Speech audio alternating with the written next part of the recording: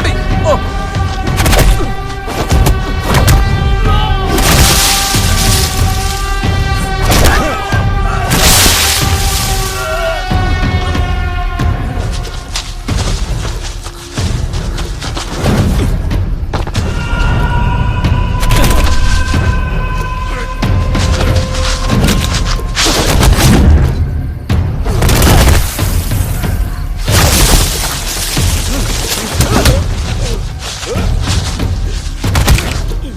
ఒక పెద్ద దొంగవని తెలుసు, కానీ ఇంత ధైర్యంగా లోపలికి వస్తావనుకోలేదు.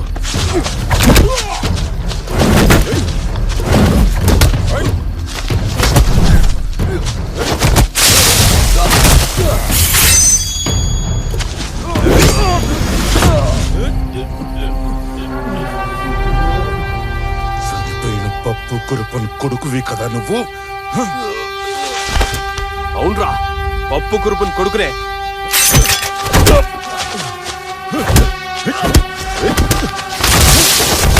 శభాష్. దేశం కోసం బతికిన పప్పు కొరపు కొడుక్కి ఇంత ధైర్యం ఉండాలి. కానీ నేను అడిగేదానికి సమాధానం చెప్పు.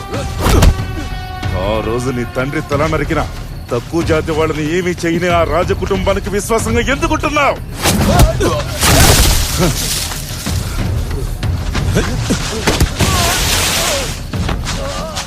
మీ నాన్న చనిపోతుంటే చూస్తూ ఉండిపోయారు. అనాథల్లా మారిన మీ కుటుంబాన్ని పట్టించుకున్నారా?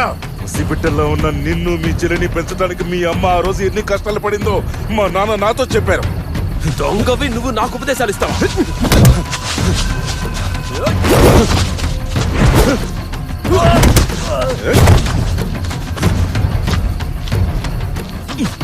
ఇదేమి ఉపదేశం కాదు. ఆ రోజు పస్తులతో ఉన్న మీకు అన్నం పెట్టి ఆదరించింది నేనన్న విషయాన్ని చెప్తున్నాను. అందులో ఉన్న రత్నాల్లో కొన్ని కోట్లు విలువ చేస్తాయి. అందులో సగం నేను నీకు ఇచ్చేస్తాను. ఇది నేను నీకు ఇస్తున్న మాట. నా గురించి నువ్వేమనుకుంటున్నావురా?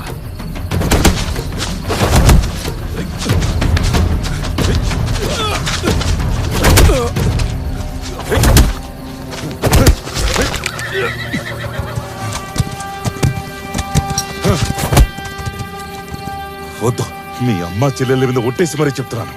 దయచేసి నా మాట నమ్ము. న్యాయం తప్పిన ఈ ప్రభుత్వంలో డబ్బుకు మాత్రమే విలువ ఉంది. ఇలాంటి అవకాశం మళ్ళీ దొరకదు.